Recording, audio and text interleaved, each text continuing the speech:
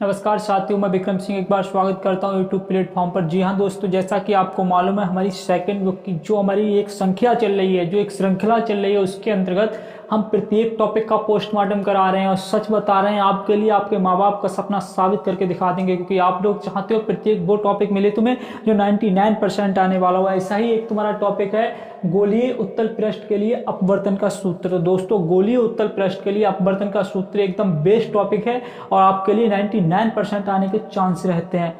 ठीक है, तो आज हम लोग गोलीय उत्तल पृष्ठ के लिए अपवर्तन के सूत्र का अध्ययन करेंगे। ठीक है, तो आइए हम लोग जानते हैं। और यदि आपको बता दूं, अब तक आपने प्रकाश का अपवर्तन या फिर गोलीय अवतल पृष्ठ के लिए अपवर्तन का सूत्र नहीं पढ़ा है तो पहले उसकी स्टडी कर लें। ठीक है, हमने वीडियो डाल रखी है और आज हम देखेंगे इसके लिए। ठीक है, तो आइए दोस्तों हम लोग शुरुआत करते हैं इसकी।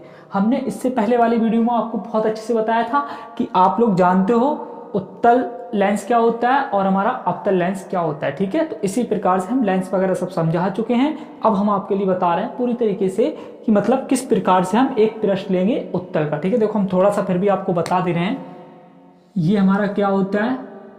उत्तल लेंस होता है। क्या होता है ये हमारा? उत्तल लेंस। ठीक है, तो इसी का हम एक पृष्ठ ले लेंगे, चाहे ये पृष्ठ ले लेंगे और चाहे ये पृष्ठ लेंगे। एक पृष्ठ लेना है हमें। ठीक है, चलो देखिए हम लोग इसी के सहारे से सीख जाएंगे पूरी तरीके से। और दोस्तों, इससे पहले बता दूं, यदि आप हमारे चैनल पर नए हैं तो चैनल को सब्सक्राइब कर लें और वीडियो को लाइक कर दें और वीडियो को अपने दोस्तों तक शेयर कर दें, क्योंकि तुम्हारा भाई बिल्कुल भी कंजूसी नहीं करता है मेहनत करने में। पूरी शिद्दत के साथ तुम्हें पढ़ाऊंगा, बस मेहनत तुम्हें करनी है भाई साहब। ये माँ बाप का सपना है, कोई मजाक नहीं है भाई साहब। चलो आइए देखते हैं।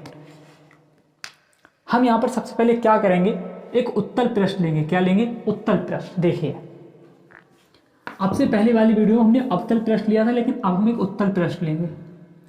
उत्तल पृष्ठ इस प्रकार से हमने ले लिया। ठीक है, देखो हम इस प्रकार से क्या कर देंगे, पूरा बना तो हमने एक पृष्ठ ले लिया। ठीक है, इसकी क्या होती है? मुख्य अक्ष। इसकी ये मुख्य अक्ष होती है, ये इसका ध्रुव होता है जिसे हम पी कहते हैं। क्या कहते हैं? पी। ध्यान रखना। ठीक है, यहाँ पर इसका वक्रता केंद्र होता है।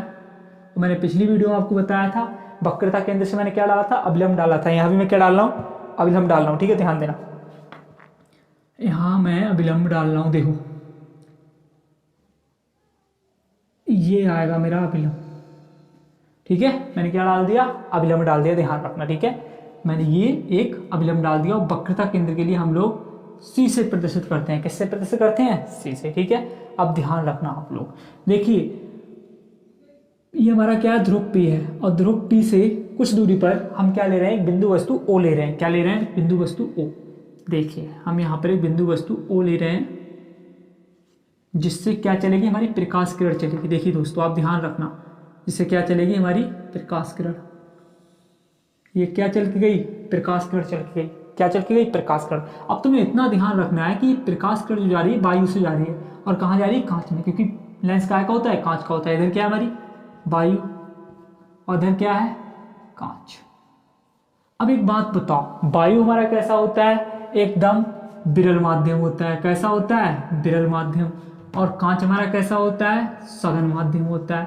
तो तुम्हें लोग हमें एक बात बताओ, ठीक है, थोड़े प्यार से बताना कि जब कोई प्रकाश किरण विरल माध्यम से सघन माध्यम में जाती थी तो क्या होता था? अपने अभिलंब की ओर थोड़ा सा झुक जाती थी। देखो इसे जाना कैसे चाहिए? इस प्रकार से, लेकिन ये क्या करेगी? ये इसका अभिलंब है तो ये अपने अभिलंब की ओर थोड़ा सा झुक जाएगी। क्या हो जाएगी? थोड़ा सा झुक जाएगी। अब क्या है कि इस प्रकाश किरण का जो क्या हो गई? विचलित हो गई, अपने मार्ग से विचलित हो गई। अर्थात हम कह सकते हैं ये अपवर्तित किरण है। कौन सी है? अपवर्तित किरण। ये अपवर्तित किरण का प्रतिबिंब हमें आगे प्राप्त हो सकता है? नहीं ना। तो हम क्या करेंगे? इसे थोड़ा सा पीछे खींच के लाएंगे। कहाँ खींच के लाएंगे? इसे थोड़ा सा पीछे खींच के लाएंगे और इसका प्रतिबिंब हम यहाँ पर प्राप्त कर लेंगे, जिसे हम कह देंगे आई। क्या कह देंगे? आई। देखो एक बार आप फिर समझ लो, हमारे पास क्या थी? ध्रुव पी से कुछ दूरी पर एक बिंदु वस्तु हमने ओ रखी थी, जिससे चलने वाली प्रकाश किरण कहाँ गई? अपने अभिलंब के पास गई। लेकिन ये जैसे ही वायु से कांच में प्रवेश किया, इसने जैसे ही वायु से कांच में प्रवेश किया, इसने क्या किया भाई? ये अपने अभिलंब की ओर झुक गई। ये अभिलंब की ओर झुक गई। देखो इसे जाना कैसे था?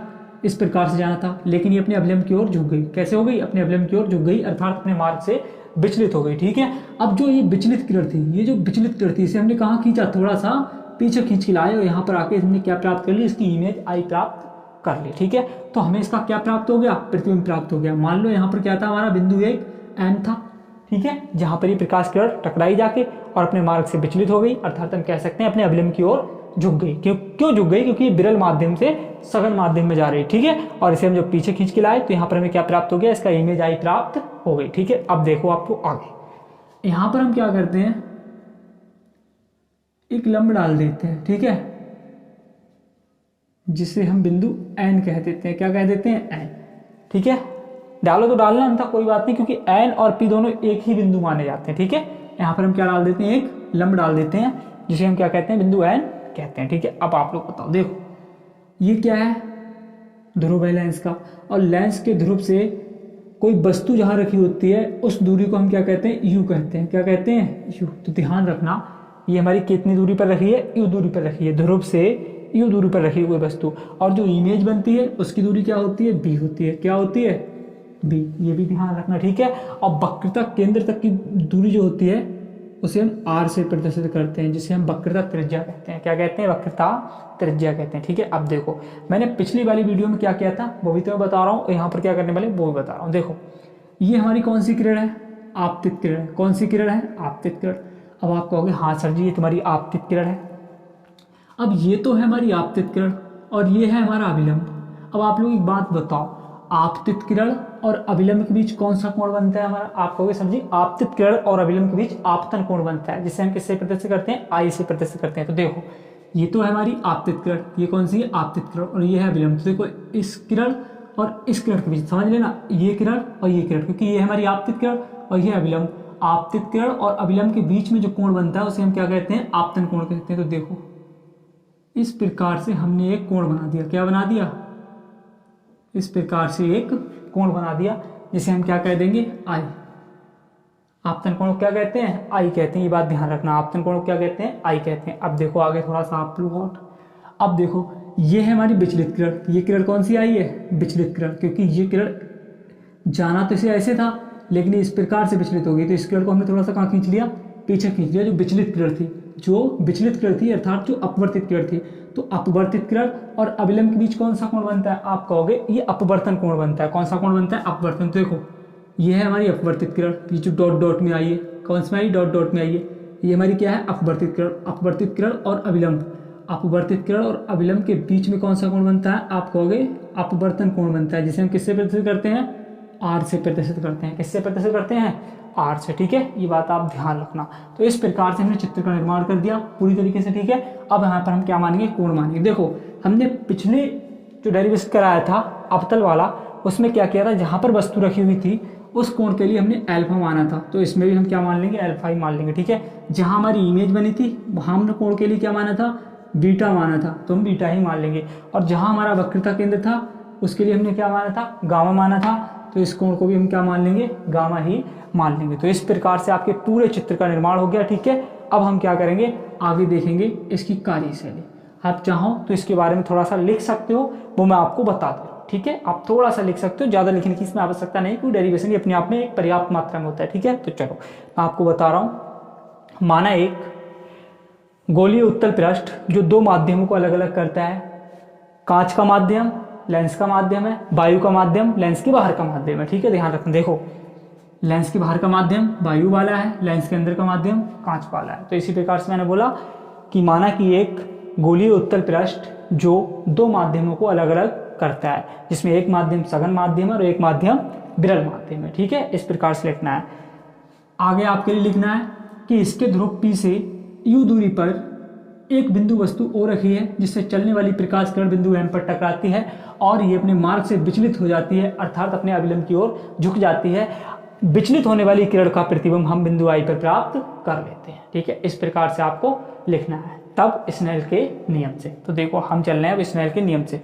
आप लोगों ने स्नेल का नियम सबने पढ़ा है, ठीक है। देखो हम चल रहे हैं अब स्नेल के नियम से। स्नेल के नियम से देखो भैया, स्नेल का नियम क्या होता है? स्नेल का नियम होता है साइन आई बटे साइन आर। क्या होता है? साइन आई बटे साइन आर, ठीक है। और बराबर होता है तुम्हारा एन, ठीक है। अब देखो यहाँ पर आप लिखना चाहो तो लिख देना एक ब्रैकेट में कि ये जो पृष्ठ होता है, ये पृष्ठ इस पृष्ठ को हम बहुत पतला मान लेते हैं, ठीक है। इस पृष्ठ को हम क्या मान लेते हैं, पतला। देखो ये जो पृष्ठ है तुम्हारा, ये जो बना है, आप चाहो तो इसको और भी आगे के लिए बढ़ा सकते हो, ठीक है। इस प्रकार से ये जो पृष्ठ है इसे हम क्या मान लेते हैं, पतला मान लेते हैं। माना कि पृष्ठ पतला है, माना कि पृष्ठ बहुत पतला है, बहुत पतला है, तब साइन को छोड़ने पर, किसको, हम निष्पत्तियों को छोड़ देते हैं, साइन को छोड़ने पर। तो देखो भैया हमने क्या किया, साइन को छोड़ दिया, ठीक है। अब आप लोग समझ सकते हैं, हम साइन के लिए यहाँ पर छोड़ रहे हैं तो हमारा क्या बचेगा, आई बटे आर। देखो आई बटे आर बचेगा, बराबर क्या है, एन। इसकी गुणा इधर हो जाएगी तो आई बराबर आ जाएगा एन आर। ऐसे कह देंगे हम लोग समीकरण नंबर 1, ठीक है। मैंने आपसे क्या कहा था, इस वीडियो की चित्र ही पूरी जान होगा। मैंने आपको चित्र पूरी तरीके से समझा दिया, ठीक है। अब अगर किसी के चित्र समझ नहीं आया हो तो वीडियो को थोड़ा बैक में लेके जाना और देख लेना। कुछ नहीं, इसमें खाली एक पृष्ठ बनाना पड़ता है, मोक्षांश खींचनी पड़ती है, वक्रता केंद्र डालना पड़ता है, वक्रता केंद्र पर अभिलंब डालते हैं, अभिलंब के बाद हम लोग क्या करते हैं, एक प्रकाशिक वस्तु वो रखते हैं और उससे एक प्रकाशिक किरण डाल देते हैं, जो भाई साहब विरल माध्यम से सघन माध्यम में जाती है तो वह अपने अभिलंब की ओर झुक जाती है, जिसका हम प्रतिबिंब बिंदु आई पर प्राप्त कर लेते हैं। बहुत सिंपल होता है सब कुछ, बस आप लोग जितना कठिन बनाओगे चीज़ों के लिए, चीज़ें उतनी ही ज़्यादा कठिन तुम्हारे लिए बनती जाएंगी, ये बात ध्यान रखना, ठीक है।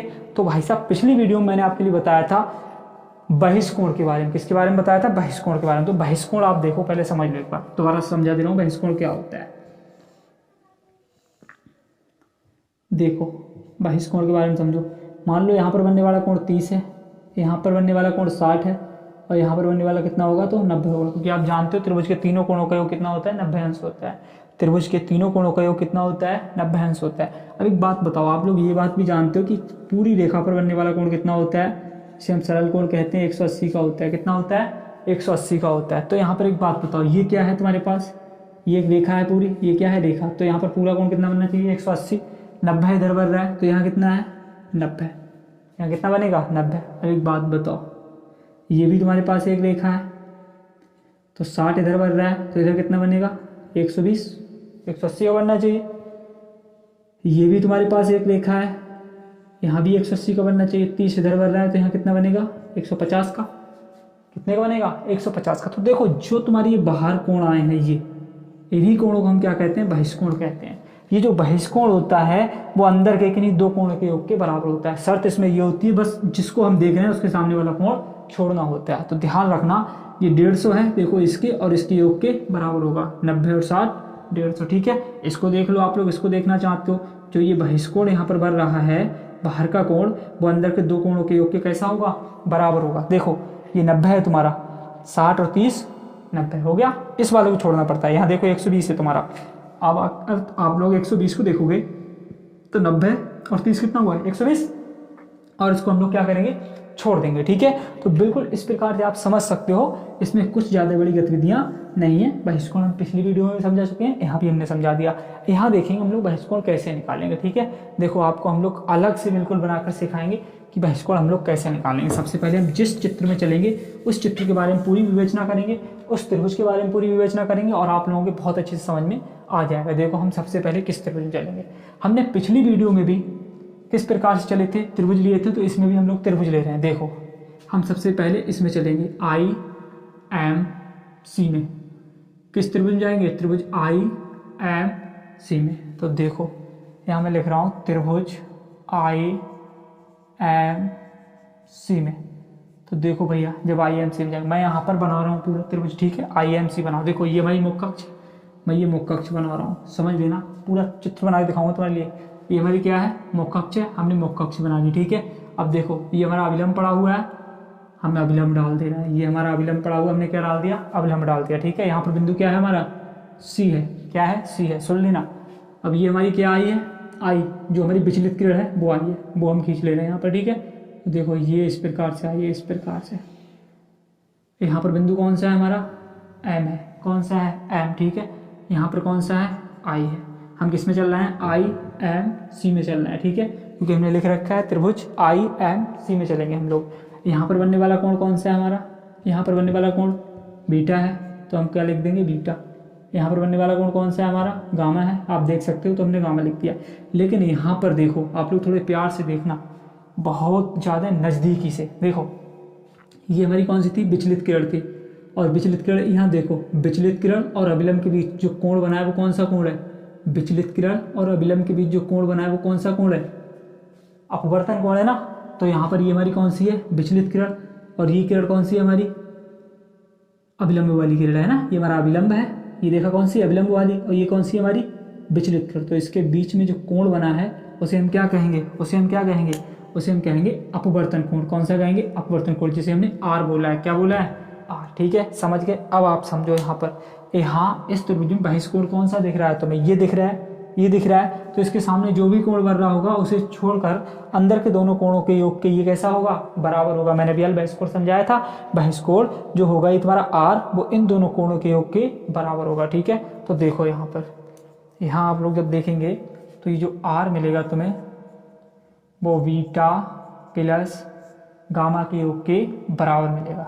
आर जो मिलेगा वो बीटा प्लस गामा के योग के बराबर मिलेगा। ठीक है, अब ये हो गया हमारा पहला, हमें किसका मान मिल गया, आर का मान मिल गया। अब हम चल रहे हैं अगले त्रिभुज में। देखो अब हम किस त्रिभुज में चलेंगे, अभी हम चले थे आई एम सी में, अब हम जाएंगे त्रिभुज ओ एम सी में, त्रिभुज ओ एम सी में। हम किस त्रिभुज में जा रहे हैं, त्रिभुज ओ एम सी में। तो देखो जब हम त्रिभुज ओ एम सी में जाएंगे, हम वो भी त्रिभुज पूरा बना के दिखाएंगे आपके लिए। देखो मुख्य अक्ष थी, मुख्य अक्ष बना रहे हैं, बना ली भैया मुख्य अक्ष। चलो हमारा अभिलंब था, अभिलंब डाल दे रहे हैं, डाल दिया अभिलंब। किस में जा रहे हैं, ओ एम सी में। तो ये किरण थी, ये किरण भी डाल दे रहे हैं। ये हमारी कौन सी किरण थी, बिंदु वस्तुओं से चलने वाली किरण कौन सी थी, हमारी आपतित किरण थी। ठीक है, तो यहाँ क्या है हमारा, ओ है, क्या है, ओ है। यहाँ पर क्या है हमारा, सी है, और यहाँ क्या है हमारा, एम है, क्या है, एम है, ध्यान रखना। लेकिन यहाँ पर तुम्हें दिख रहा होगा ये तुम्हारी कौन सी किरण गई है, आपतित किरण, और ये क्या है, अभिलंब। तो आपतित किरण और अभिलंब के बीच में जो पूरा कोण बन रहा है, ये कौन सा कोण बन रहा है, आई बन रहा है, जिसे हम आपतन कोण कहते हैं। तो यहाँ पर देखो, यहाँ जो कोण बन रहा है वो कौन सा कोण है, तुम्हारा आई है। ठीक है, यहाँ पर कौन सा कोण बन रहा है, एल्फा। यहाँ पर कौन सा कोण बन रहा है तुम्हारा, गामा। कौन सा बन रहा है, गामा। तो आप लोग देख सकते हो इस त्रिभुज में बाहर का कोण कौन सा है, ये अंदर के दोनों कोणों के योग के बराबर होगा। ठीक है, तो यहाँ पर आई जो तुम्हारा आएगा वो आ जाएगा तुम्हारा अल्फा प्लस गामा के बराबर। आई जो आएगा वो अल्फा प्लस गामा के योग के बराबर आ जाएगा। ठीक है, अब आई और आर के मान मैं समीकरण 1 में रख दूंगा, जाके देखो यहाँ पर और यहाँ पर। ठीक है, तो देखो यहाँ मैं लिख रहा हूँ आई व आर के मान समीकरण 1 में रखने पर आई व आर का मान समीकरण 1 में। तो देखो भैया समीकरण 1 ये है हमारे पास, तो आई का मान कौन सा है हमारा, ये है। आई का मान है अल्फा प्लस गामा बराबर एन है, एन लिख दो। आर का मान लगाओ भैया, आर का मान क्या है हमारे पास, बीटा प्लस गामा, यही है हमारे पास। चलो अच्छी बात है। अब हम क्या करेंगे, इस एन की गुणा कर लेंगे इसमें। देखो तो यहाँ आ जाएगा अल्फा प्लस गामा, और यहाँ आ जाएगा एन बीटा प्लस यहाँ आ जाएगा एन गामा। क्या आ जाएगा, एन गामा। अब मैं क्या करने वाला हूँ, यहाँ पर देखो इन गामा गामा वाले पदों को एक तरफ कर लूँगा और इसे मैं इधर ले आऊँगा। तो देखो यहाँ पर क्या आएगा मेरा, यहाँ आ जाएगा अल्फा माइनस एन बीटा, इसे मैं इधर ले आया बराबर। यहाँ मेरा क्या बचा, एन गामा, और इसे भी मैं उधर लेके जाऊँगा तो मेरा क्या आ जाएगा, गामा आ जाएगा। देखो प्लस का था, इधर जाकर क्या हो गया, माइनस का हो गया। अब यहाँ पर समझते हैं हम लोग। देखो यह हमारा अल्फा माइनस के एन बीटा है, अल्फा माइनस के एन बीटा। ठीक है, ये हमने लिख दिया बराबर। यहाँ से भैया हम क्या करने वाले हैं, गामा कॉमन लेने वाले हैं। क्या कॉमन ले लेंगे, गामा। तो यहाँ क्या बचेगा हमारा, एन माइनस का 1। क्या बचेगा, एन माइनस का 1 बचेगा। ये बात आप लोग बहुत अच्छे से याद रखना। ठीक है, क्या बचेगा हमारा, एन माइनस का 1। देखो हमने गामा कॉमन ले लिया दोनों जगह से, तो एन बचा और यहाँ पर 1 रह गया होगा। ठीक है, एन माइनस का 1। ये बना देंगे हम लोग समीकरण नंबर 2। कौन सी समीकरण बना दी, समीकरण नंबर 2 बना दी। अब देखो आप लोग क्या करना है, अब हम लोगों के लिए केवल और केवल अल्फा बीटा और गामा के मान की आवश्यकता है, हमारा डेरिवेशन सॉल्व हो जाएगा जो हमने पिछली वीडियो में किया था। ठीक है, तो देखो अब हम निकालेंगे यहाँ से अल्फा बीटा और गामा के मान। देखो भैया अल्फा बीटा और गामा के मान कैसे निकालेंगे। अल्फा बीटा गामा के मान निकालने से पहले आपको बता दूं, जो आपने हाई स्कूल में बहुत पढ़ा होगा, लाल बटे कक्का जिसे आप बोल देते थे, ये बहुत पढ़ा है आप लोगों ने, है ना, ये तुम लोगों ने खूब मेहनत से पढ़ा है।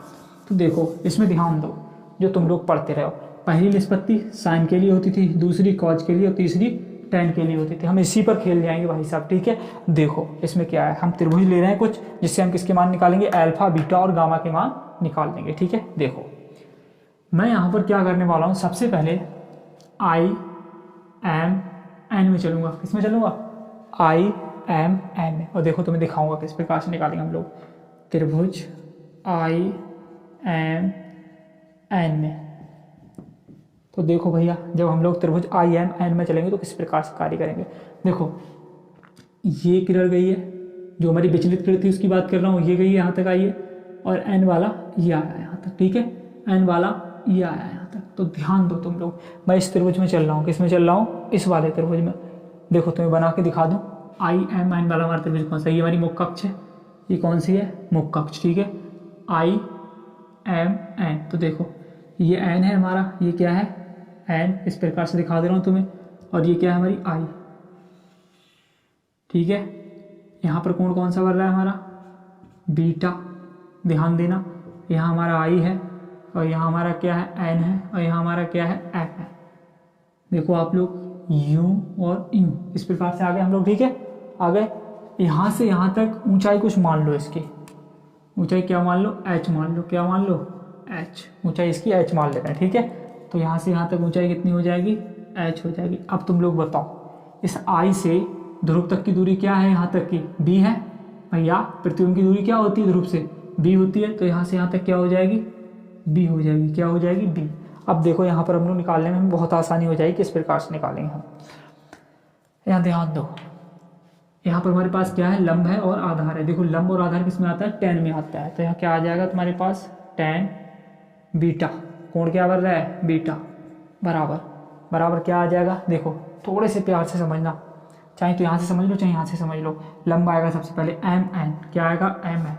देखो ऊपर लंब है तो लंब आएगा एम एन, तो यहाँ क्या आ जाएगा एम एन, बटे में क्या आएगा आधार आई एन, क्या आ जाएगा I N, I N, I N आ गया हमारा। क्या आ गया, आई एन। अब देखो तुम लोग एक बात बता दो, ये एन है ना, ये एन, इस एन को हम लोग बिंदु पी पर ही मानते हैं। ये मैंने पहले ही बताया था आपके लिए, क्योंकि पी और एन के बीच में बहुत सूक्ष्म दूरी होती है, तो इसलिए हम क्या करते हैं, बिंदु पी के लिए एन मतलब बिंदु पी पर ही हम एन को मानते हैं। ये बात ध्यान रखना।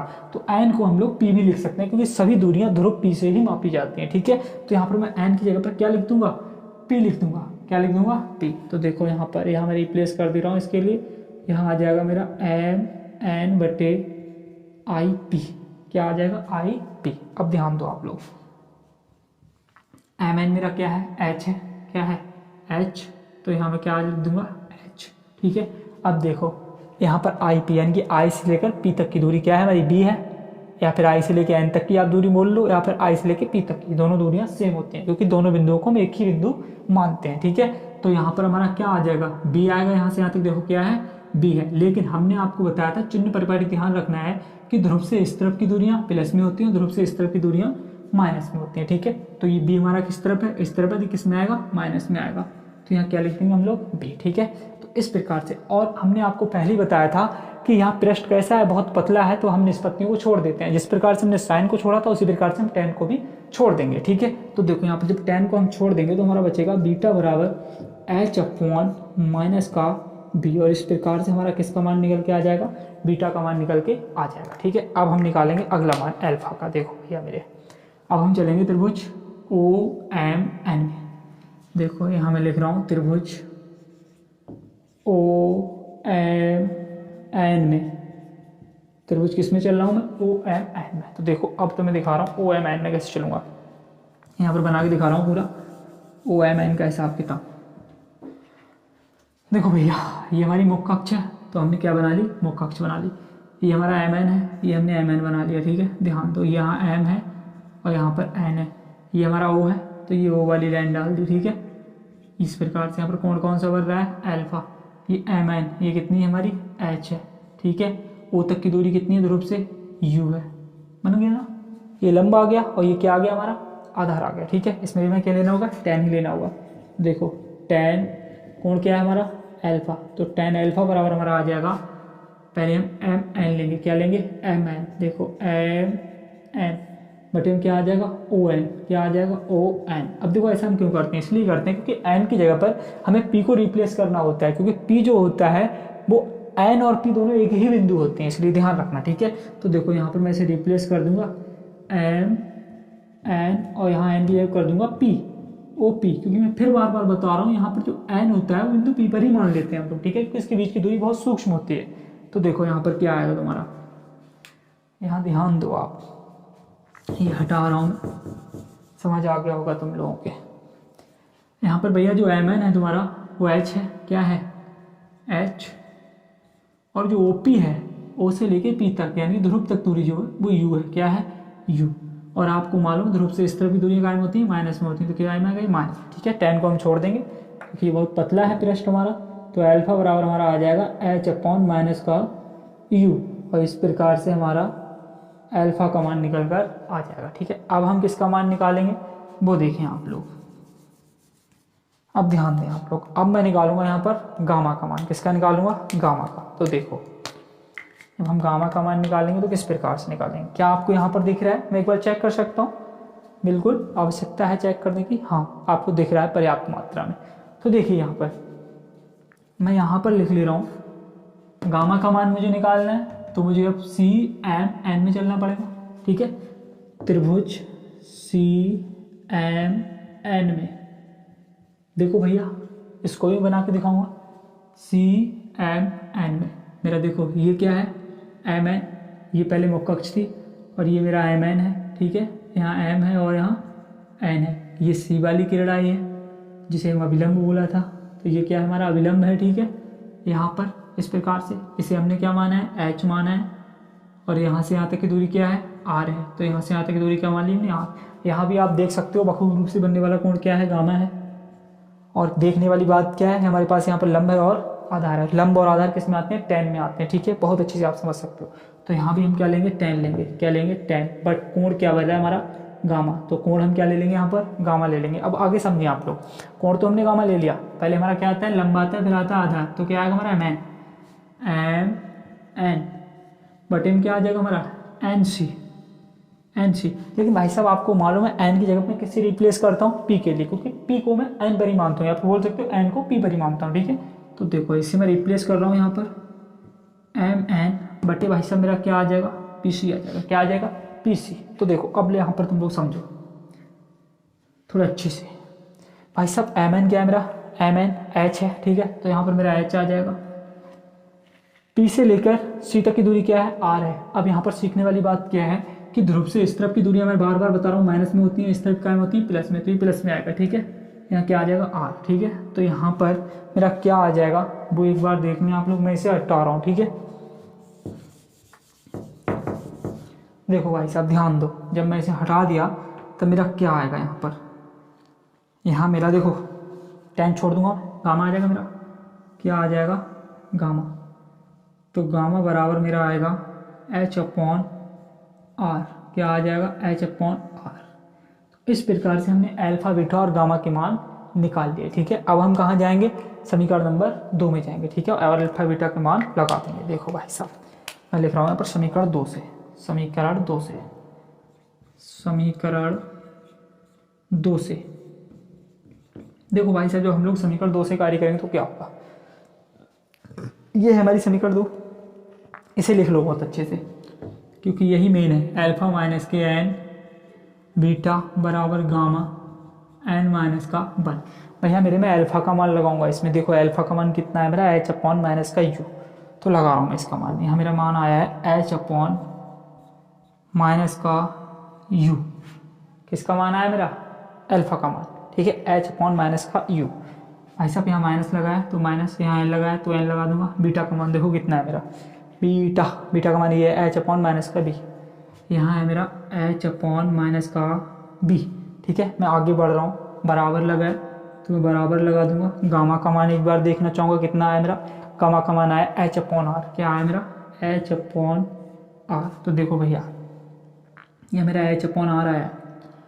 हाँ, गामा का मान है एच अपॉन आर और यहाँ क्या है मेरा एन माइनस का 1। ठीक है, अब आप लोग ध्यान दो, यहाँ पर मैं क्या करूँगा, थोड़ा सा आप लोग कॉन्टिन्यूटी बना। ठीक है, देखो ये माइनस प्लस क्या हो जाएगा, माइनस माइनस क्या हो जाएगा, प्लस हो जाएगा ना, माइनस माइनस प्लस हो जाएगा। तो यहाँ मेरा क्या बचा, एच अपॉन माइनस का यू और माइनस माइनस क्या हो जाएगा मेरा प्लस, और यहाँ एन एच बटे क्या आ जाएगा बी बराबर।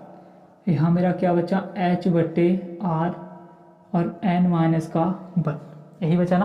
अब देखो आप लोग थोड़े से गौर करने वाली बात कुछ नहीं, इतनी सी है कि यहाँ भी एच है और यहाँ भी एच है। एच में दोनों जगह से क्या ले रहा हूँ, कॉमन ले रहा हूँ। यहाँ भी एच है, यहाँ भी एच है, एच में क्या ले रहा हूँ, कॉमन ले रहा हूँ। देखो एच मेरी क्या आ जाएगी कॉमन, तो यहाँ क्या बचा 1 बटे माइनस का यू प्लस का एन बटे बी बराबर एच बटे आर और एन माइनस का 1। ठीक है, एच से एच कैंसिल हो जाएगी हमारी, एच से एच क्या हो जाएगी कैंसिल। तो आप देख सकते हैं यहाँ पर हमारा इस प्रकार से जब एच से एच हमने कैंसिल कर दी तो यहाँ क्या बचा हमारा 1 बटे माइनस का यू प्लस एन बटे बी और बराबर हमारा आ जाएगा एन माइनस का 1 और बटे में आर। ठीक है, यहाँ मैं प्लस वाले को आगे कर लूँगा, माइनस वाले को पीछे कर दूंगा। तो मेरा क्या आ जाएगा एन बटे बी माइनस का 1 अपॉन यू बराबर एन माइनस का 1 और बटे में क्या आ जाएगा, अरे यही आ जाएगा भाई साहब तुम्हारा धमाकेदार फार्मूला, जिसकी आवश्यकता बोर्ड परीक्षा 2022 में आपको बहुत ज़्यादा होने वाली है। तो दोस्तों अगर वीडियो तुम्हें सचमुच पसंद आ रही है तो आप लोगों को क्या करना है, वीडियो को लाइक करना है, चैनल को सब्सक्राइब करना है, अपने दोस्तों तक पहुंचाना है और जल्द से जल्द इस चैनल के लिए बहुत आगे तक लेके जाना है, जिससे कि हम और तुम दोनों लोग एकदम सफलता की ओर अग्रसर हो सकें। तब तक के लिए धन्यवाद, बेस्ट ऑफ लक।